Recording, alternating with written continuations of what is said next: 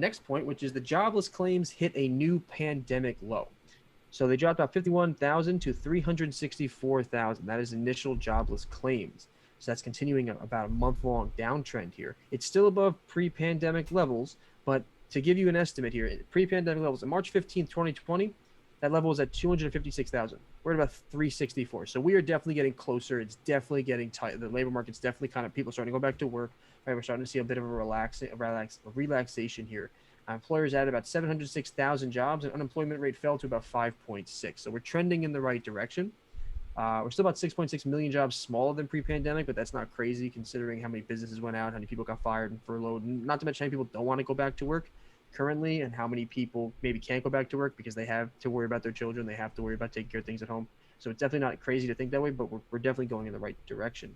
And interesting, the so-called continuing claims, right? The benefits distributed that continue on for people that are already on these benefits. The program remains high at about 14.7 million, but only about 3.2 million of those people were from regular state programs, people who just regularly needed this aid. The rest are pretty much all from pandemic-related relief. So you're looking at the majority of beneficiaries of people who are receiving money are still receiving it through the COVID relief plans that are still reeling from that afterwards. An analysis by Jeffries LLC, The Economist, indicates that the enhanced federal benefits have had an impact on unemployment rolls. The backup in continuing claims was driven entirely by states remaining on enhanced benefits until September, a Jeffries report said. Since mid-May, claims are down 12.6% in early expiration states and just 3.4% in September expiration states. So this stuff is going to expire normally in September, right? So you're seeing that states that did it early, which is you would expect, is you're not really getting as much money in unemployment anymore, so you are forced to go out and find a job, which is what's something that we need because we've had a supply side shortage. We have like 10 million open jobs and nobody's filling them. That's the opposite. There's the crisis when you don't have enough work, and there's the crisis when you don't have enough workers, right? Demand side and then supply side. So you have to find a balance. So I think it is good that a lot of states are reeling this back. It is coming in September.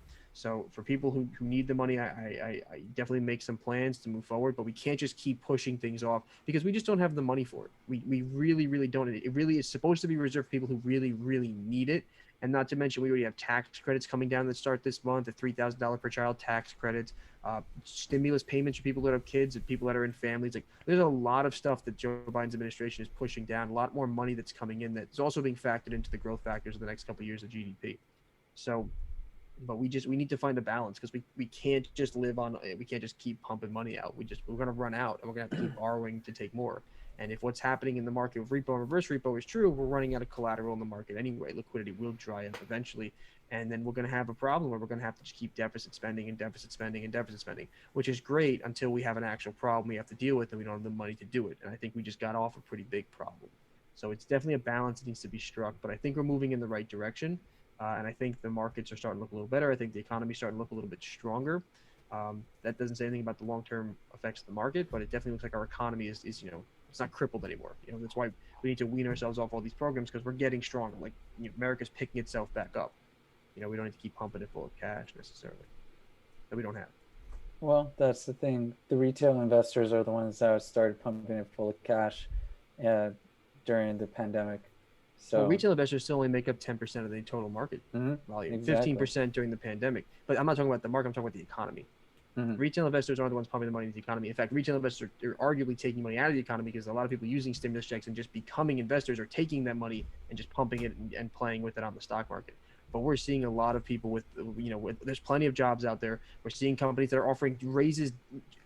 Southwest Airlines is offering double pay through the holiday because they don't want any more shortages. So people are willing to pay. You have a lot of power as an employee. So definitely use that to get yourself fair pay and get yourself more money. But we're definitely seeing a lot more money in the economy. I don't think the doom and gloom is there as much as we think there is. I think we're still headed for a contraction and a realigning of all this stuff because of the debt, because of how hot our markets have been. But I think the everyday person, I think the market is generally improving. The United States is not, it's not sinking. Do you foresee taxes being higher because of this? What do you mean? Because of entitlements? Absolutely. This is the joke about entitlements. They all sound really good in the beginning and they find a way to pay for it, but entitlements last forever. We have a problem with Social Security, Medicare, and Medicaid. We're already saying within the next 20, 30 years, we might not have enough money to pay for that anymore. The benefits aren't there. People are we have a retirement crisis. So many of our seniors have like an average of savings of $80,000. Okay, and Social Security is not going to be paying out very much for them because there isn't as much money in there, and many, many more people are retiring. This was a conversation we had pre-pandemic, 2, 3 years before we even had COVID. Then all this shit happened, and we're spending all this money. If we and we're adding more entitlements, we're saying we're going to keep these child credits going. We're going to pay stimulus checks to families. We're going to increase the amount of spending we have for individual companies and to giving people aid. Or there's a whole list of, I don't remember them off the top of my head. But if all this stuff goes through, it starts out great, but it exists forever. And entitlements, they don't go away. No politician's going to take entitlements away. Just look at Obamacare, how big it's gotten. The Supreme Court has shot it down, 2 or 3 times now. Not saying that I'm opposed to Obamacare. I mean, I am opposed to parts of it and the way some of it worked. But you see just objectively the difficulty in removing it once many people are using it. It gets bigger. It gets more people. And then over time, Congress, the politicians, they want to include more people. They want everybody to get involved. They want to show everybody come on in and enjoy this. We want to expand coverage. How do you pay for that? Eventually, you're going to have to start raising taxes because you can't just keep raising taxes on the rich. You just can't keep doing that. It's not going to pay for it. Eventually, the taxes will come to the middle class. And that is the big joke with all this stuff. In the long term, we in the middle class will have to pay more in taxes, whether it's a Republican or it's a Democrat. We're always going to get shafted, okay? Always, the middle class is always going to get shafted. Even if it takes 5 to 10 years to work its way through, eventually those entitlements will cost so much money that we will have to pay up. It's impossible, okay? Because we're taking out so much debt. Like, in my mind, it's like we don't care about the next 20 to 30 years. We just care about right now, get it all in, get our legacies, pile it all in, and then, well, whatever happens, happens. But when we get to the point where there's nothing left, it's not going to be, whatever. It's going to be, shit. Like we have a problem. We have a real problem. I think that within our lifetime, we may see a point when maybe not prolonged, the end of the United States, obviously not. But I think we may see harder times than people think are coming, because we're at the end of we've been on a very big, long bull market here. It's been burning red hot. We've been spending lots of money. We have lots of entitlements coming in line. We have lots of spending coming on top of the debt we already have. It can't last forever. I don't care what anybody says. It can't last forever. There is not an infinite supply. It will have to be addressed. And I worry that we will just keep pushing it until it's too late, and then the address has to happen, and then it just off a cliff. Just like stock markets crashing, companies don't have enough money, liquidity crisis, debt crisis, default crisis. And who are they going to go to once that all starts happening? Well, your idea is that when you have those problems, you're going to go to, the banks are going to have to hire their collateral, which we've done stress tests to show that we can survive ginormous amounts of losses. So that's what gives me comfort solely that there is enough liquidity to take those hits. But the problem is that after a while, you're going to go back to the Fed. You're going to need more money. You're going to go to the government and say, you need to give us more collateral. You need to put out more bonds. You need to borrow more money. But the problem is that we're trying to spend money to advance a bunch of things and fix a bunch of things and create entitlements for the future, all at the same time, after spending $6 trillion to deal with the pandemic. So it's just like, it doesn't exist. Like, money just doesn't exist. Jenny Yellen's like, suspend the debt ceiling again. Like, let's just keep on going. And I understand why. How else do you solve the problem? You can't just say, all right, everyone stop. Your lives are about to get tougher. But at some point, that's what's going to happen to people, to everyone, to myself even included. Like, life is going to get harder because eventually you're going to have to pay back the things you owe.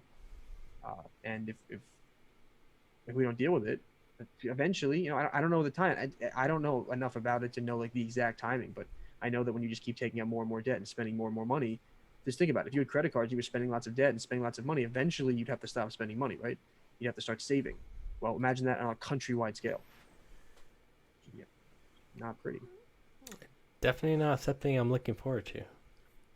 No, definitely not. So we'll see. But Joe Biden was supposed to be the centrist, non-Donald Trump president, and now it's the far-leaning left. We don't even need the Republicans. We'll just go through reconciliation to pass all of our bills, and we're going to hold out for this, that, and the other thing. It's not about it's just like it's like an ocean. Every time we go one to the other, we just rock back and forth more and more violently than we did before.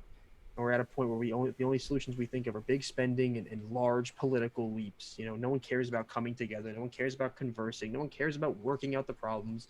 Just spend, and keep everybody happy. eventually everyone's going to be unhappy one day, and then you're not going to be able to spend your way out of it, and it's going to be a rude awakening. I think. I hope not. I hope I'm wrong. I hope we figure it out in a nice, sane way, and cooler heads and smarter people prevail. But Not the case. not the most hopeful. I'm a realist, so when I see all these numbers, happened before. There's no reason it can't happen again. Hey, your It's just an optimism illusion. showing. Yeah, right. My if we had crashes before and we had depressions before, there's no reason it can't happen again. Anyone that thinks it can't happen again, you need to wake up. I'm not saying it's going to happen tomorrow, but people say I'm very pessimistic. Like, no, I'm not pessimistic. I'm a realist. And I look at what happens. I look at a precedent, and I say, if it's possible to happen before, why can't it happen again? Because America is so great and we have all this money. That's not an answer to the question. Interesting.